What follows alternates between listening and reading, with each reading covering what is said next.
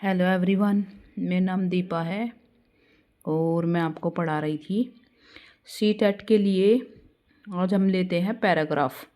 तो पैराग्राफ मतलब आपको कोई भी टीचर जो मेरी जानकारी है उसके अकॉर्डिंग तो कोई पढ़ा नहीं रहा होगा, फिर भी मैं आपको थोड़ा सा इसके बारे में बता देती हूँ, पैराग्राफ के बारे में।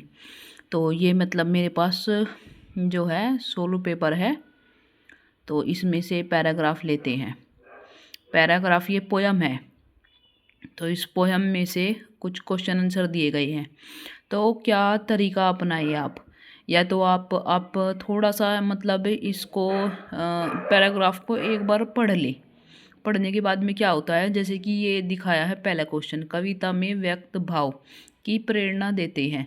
तो जब तक आप इस पैराग्राफ को नहीं पढ़ेंगे तब तक आपको क्या पता चलेगा कि इस पैराग्राफ में किस चीज़ के बारे में बताया गया है।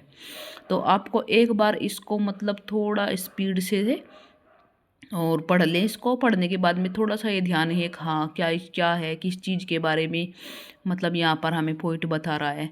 तो अगर थोड़ा सा ये हो जाता है ना, तो इसमें इसके भाव वगैरह या पूछ लेते हैं कि इसका एक प्रॉपर मतलब टाइटल क्या होगा, इसका सारांश क्या होगा। इस तरह से क्वेश्चन आंसर कुछ पूछे जाते हैं, तो उसमें ये हेल्पफुल हो जाता है। तो यह है कि कविता में व्यक्त भाव की प्रेरणा देता है। तो किस भाव की प्रेरणा देता है, तो एकता और आगे बढ़ने की। तो इसमें पढ़ते हैं हम थोड़ा सा।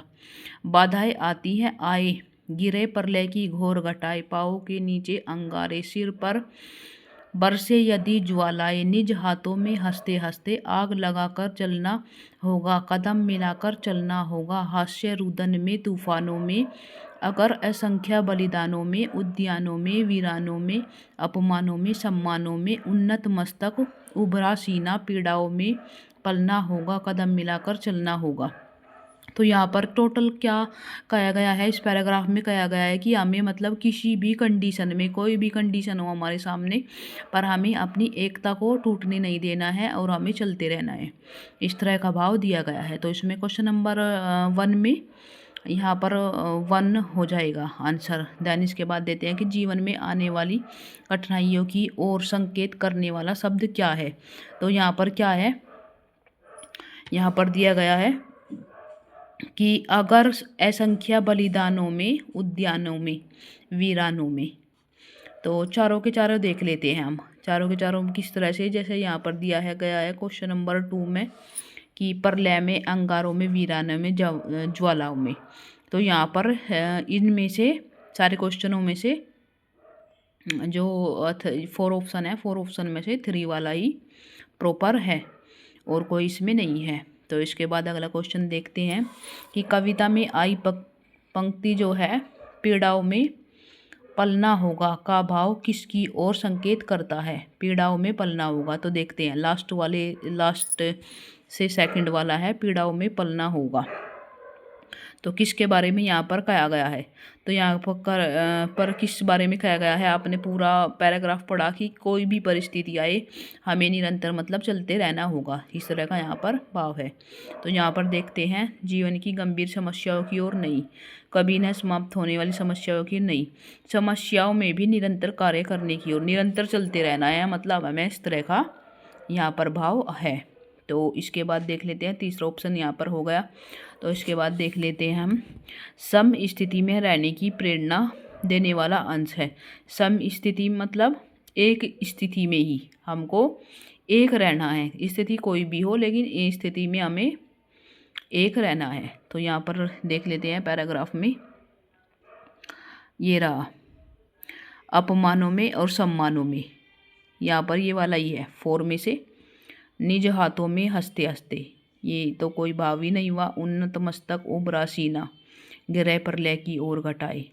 तो यहाँ पर ये अपमानों में और सम्मानों में क्या करना है, सभी स्थितियों में रहने की हमें प्रेरणा दी गई है। चाहे हमारा कहीं पर अपमान हो या सम्मान हो, लेकिन हमको एक समान हमको रहना है। जैसे यहाँ उत्तर दिया गया है कि सम स्थिति में रहने की प्रेरणा देने वाला अंश अपमानों में, सम्मानों में, चाहे अपमान हो चाहे सम्मान हो, प्रत्येक स्थिति में समान रहने की प्रेरणा दी गई है। और इसके बाद देख लेते हैं क्वेश्चन नंबर 1 से 5 तक।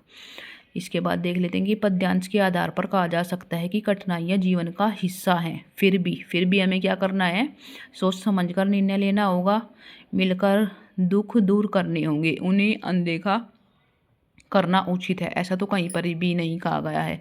तो क्या कहा गया है, मिलकर हमें काम करना होगा। एकता का ही इसमें पैराग्राफ में एकता का ही मतलब एक यूनिटी का ही यहाँ पर संदेश है। तो क्या करना होगा, हमें मिलकर काम करना होगा। दैन इसके बाद ज्वालाई से तात्पर्य क्या है, तो ज्वाला क्या है, ज्वाला होगा इसकी, ज्वालाई क्या है, ज्वाला से तात्पर्य है, तो ज्वालाई देखते हैं इसमें। ज्वालाई ये रहा, सिर पर बरसे यदि ज्वालाए निज हाथों में हंसते हंसते। सिर पर बरसे यदि ज्वालाए, तो सिर पर क्या, सिर पर हमारे कोई भी आफत आन पड़ी हो, हमको क्या करना है, एक रहना है। तो ज्वालाए से तात्पर्य क्या है, विपत्ति में किसी हमारे सिर पर कोई भी आफत हो, कोई भी विपत्ति आए, लेकिन हमको एक रहना है। तो यहाँ पर दिया गया है। सो गाइस, अगर आपको मेरी वीडियो बनाने का तरीका अच्छा लगता है तो आप कमेंट करके ज़रूर बताया करो, और मैं आपके लिए आगे भी इस तरह से ही वीडियो बनाती रहूँगी। Thank you guys.